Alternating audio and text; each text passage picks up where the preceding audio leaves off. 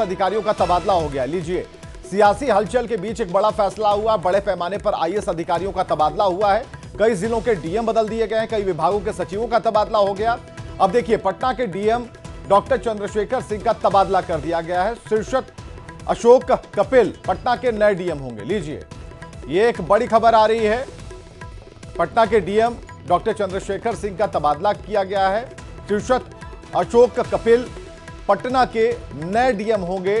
तो कई बड़े बदलाव किए गए हैं। सियासी हलचल के बीच इस फैसले का जो एंगल है वो बाद में समझा जाएगा, लेकिन फिलहाल खबर को समझिए कि आईएएस अधिकारियों का तबादला कर दिया गया है।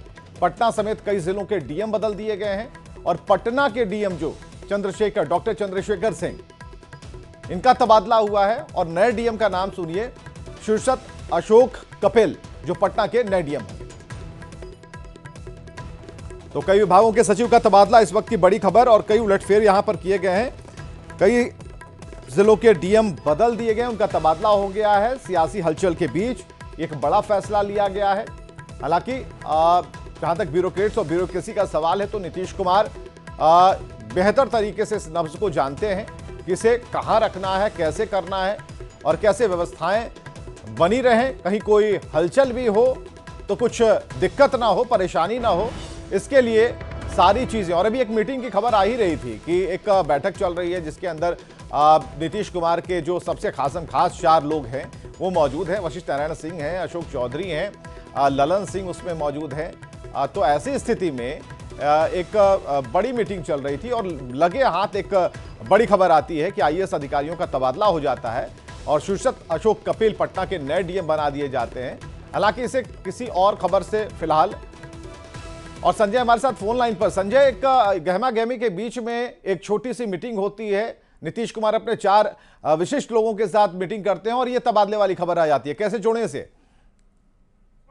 जो विवेक तबादला ये प्रत्याशित नहीं है, पहले से ही इस बात के कयास लगा जा रहे थे इस बात के कि तबादला होगा और बड़े पैमाने पर तबादला होगा। लेकिन ये तबादला इसलिए महत्वपूर्ण है कि लोकसभा चुनाव के पहले नीतीश गवर्नमेंट ने रिसफल किया है और बड़ी तादाद में अफसरों का ये तबादला कर दिया गया है। पटना के जिलाधिकारी जो हैं वो भी बदल गए हैं, इसका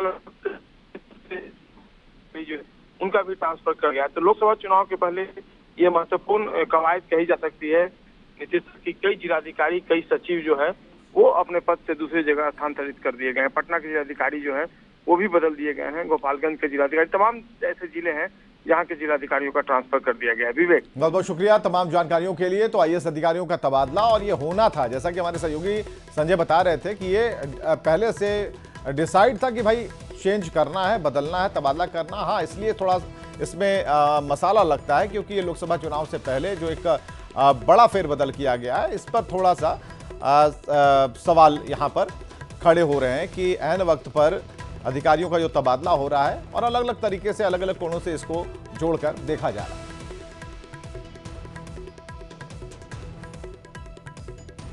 तो पटना के डीएम चंद्रशेखर सिंह का तबादला हो गया है। शीर्षक अशोक कपिल पटना के नए डीएम होंगे। इसके अलावा कई विभागों के सचिव का भी तबादला किया गया है।